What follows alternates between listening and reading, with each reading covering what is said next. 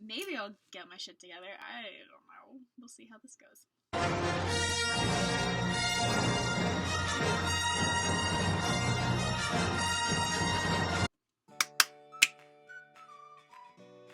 Let's do it! Hello everybody!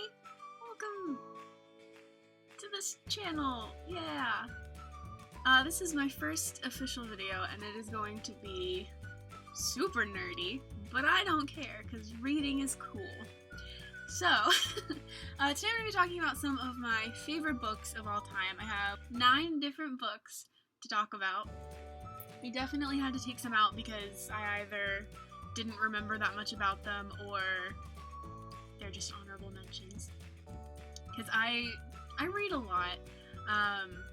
I take every opportunity I can to read. Well, not every opportunity, but I read a lot. I read every night, and I read when I'm on, like, the bus or whatever. So, yeah, I just wanted to talk about some of my favorite books. I want to do a couple of, like, honorable mentions first. Or not honorable mentions, but, like, books that I don't have with me right now. One of them is the Hunger Games series. Catching Fire is my favorite from the series, but that and Harry Potter are kind of like the cliche, like, everybody loves those. But, yeah, Harry Potter and the Chamber of Secrets is my favorite Harry Potter book. And then also, my all-time favorite book, which I don't know how I don't have it in my room. I'm sure it's somewhere in my house. I don't know where it is. But it's The Book Thief by Marcus Zusak.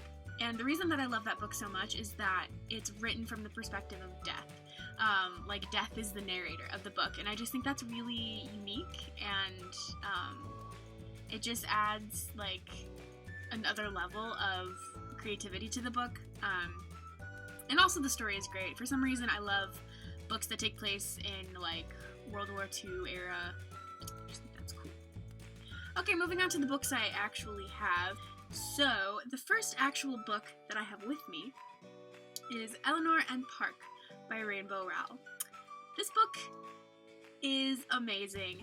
It is one of those kind of, like, cliche books that everyone has read that I actually genuinely enjoyed. And, you know, because books like Twilight and, like, the John Green books, I read them and I find myself, like, rolling my eyes through the whole thing. Not that, I mean, Twilight and John Green are, like, even in the same category. I mean, John Green is, like, an amazing writer, but the stories themselves are super pretentious to me. Eleanor Park, I felt, was not super pretentious. I think I liked it a lot because I really related to Eleanor because she has issues with, you know, body image and just confidence in general, and she reminds me of myself when I was in, like, middle school and going into high school. So this is just a great book. It's written from both perspectives of both Eleanor and Park, and it takes place in the 80s, so that's kind of cool. Please excuse me, I am doing these videos to kind of help myself speak publicly a little bit better. Also, I'm not gonna lie to you, I am completely just looking at the screen, and I'm gonna try to look in the camera. So my next book is Winter Girls by Roald Anderson. This book stayed with me so long after I read it the first time that I reread it about 6 months later, and I have reread it about 5 times since then. It is so good. She also wrote Speak, which is another really great book that a lot of young people have read. But Winter Girls is about a young girl named Leah who is struggling with anorexia, and at the beginning of the book it is said that her best friend Cassie died of either anorexia or suicide. It's not really clear from the beginning of the book. But my favorite thing about Roald Anderson books is just the unique way that they're written. For example, yeah, you can see that, kind of. But, like, the chapter headings are kind of like, it breaks in the middle of the page, and I think that's cool and unique. And also, it's written in, like you're seeing it on a scale, and her weight is something that is a common theme throughout the book. And also there's, like, little breaks where it's, like, pure poetry. So it's, like, a mix between a poem and, like, Leah's diary. I also think it's very honest, and the way that Lori writes is very truthful to, like, how girls Leah's age think and stuff. So, I don't know. It's just a really great book. and also for someone that struggled with body image, not necessarily anorexia, but body image in general, this was a great book. The next one is another YA book. This is Sarah Dessen's newest novel, Saint Anything. This is a really great book. It's about a girl named Sydney who is she's the younger child of two, and her older brother is in prison, and I can't remember if it's a spoiler or not if I say what he did, so I'm not going to say it.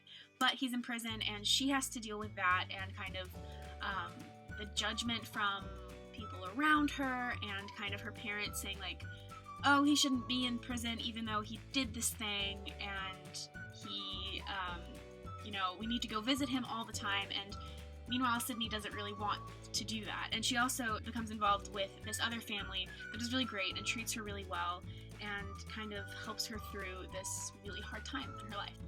The next book is super, for nostalgia's sake, we got some American Girl up in her.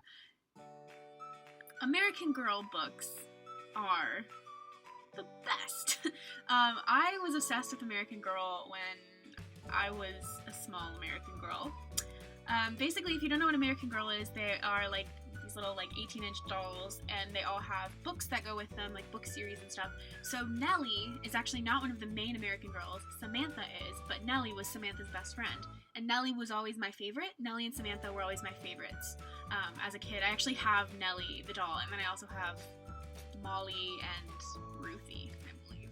I definitely know that I had Nellie, and she is adorable and great. I don't know why I love her so much, I just do. But Nellies Promise, I don't remember what it's about. I haven't read it in a while, but this is just kind of representing the whole American Girl line, and kind of these books shaped me as a child, because I think anything that you really, really love as a kid is going to shape you as an adult. I keep kicking my desk, I'm really sorry. Yeah. My next book is Matilda by Roald Dahl. Obviously, this is a really great book. You've probably seen the movie, but it's about this little girl named Matilda who is very smart and has magical powers, and her family sucks, and her teacher's really awesome, and the headmistress of the school, Miss Trunchbull, from the movie, she looks like me with a messy bun, but she's just really cool, and this book is very inspiring, and coming from somebody who hated school, this was a great read. And it's just, I think, a staple for everybody. I think if you haven't read at least one Roald Dahl book, you gotta get some in your life. Besides this, I also love the BFG and, what's that other one? James and the Giant Peach. That was Roald Dahl, right? Yeah, it was. So the next book is a little bit darker than some of the other ones I just talked about, and that is Diary of an Oxygen Thief. Diary of an Oxygen Thief is by Anonymous, which, I think we've all figured out at this point it was written by somebody and then published, but it's not real. But even with that in mind, it feels very real and very, genuine.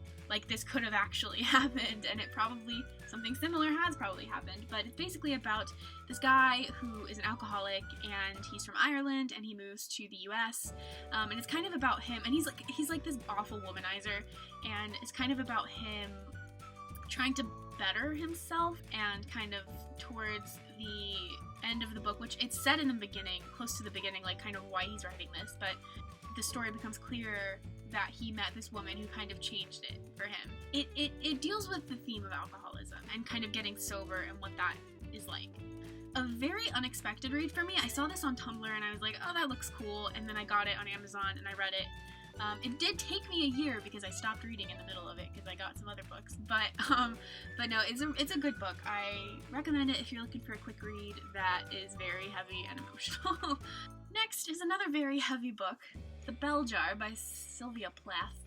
This book, it's one of those books that it stays with me, and I think about it a lot, and it's one of those books that people are like, made me want to stick my head in the oven, because it is very depressing.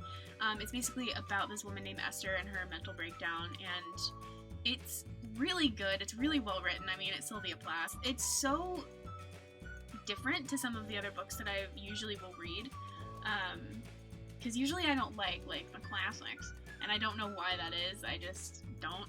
But yeah, it's good. This is a great book, I think, for people that have struggled with depression in the past. Maybe not while you're struggling with it, not when you're in a depressive stage, but yeah, for people that have struggled with it before, it's a good read. How many times have I said it's a good read? So, my last book is Peter and the Starcatchers by Dave Barrett and Ridley Pearson. So I actually got this book from my mom, who she works at a theater, and they did this at the theater she works at. And, like, they did the play, because it's a play, too. This is a Disney book, of course, but it's basically a prequel to Peter Pan, and it's so charming. I'm reading it for, like, the second time, and it is so charming and so magical, and, like, it definitely gives that Disney feeling, which I love, because anybody that knows me knows I love Disney. It is, like, my favorite thing in the world. It's also insanely funny. It's so good. I have one more honorable mention and one more that is over there, but I'm too lazy to go get it. So the one that's over there that I'm too lazy to get is, it's called Kingdom Keepers, and it is about these 5 kids who are, like, holograms. They're not holograms, but, like, they have holograms of them that are in Disney World that are, like, holographic tour guides. They're called DHIs, and that was back when, like, VMK was a thing. Does anyone remember VMK? Virtual Magic Kingdom? Because I remember Virtual Magic Kingdom. But they have to basically solve this big mystery and save the kingdom, save the Magic Kingdom. And they also have, there are 5 books in the series that I think each of them takes place at a different park. I haven't finished the series yet. I'm almost done with book 1, and then book 2 takes place at Animal Kingdom. What's fun about this and why it kind of shaped me, I guess, is that I got both of them at Disney World. I got the first one when I went with my family in 2015, and then I got the other one, the second one, when I was there this past January with a conference type thing, a camp, I don't know what to call it. Faith in 3D. It's a thing.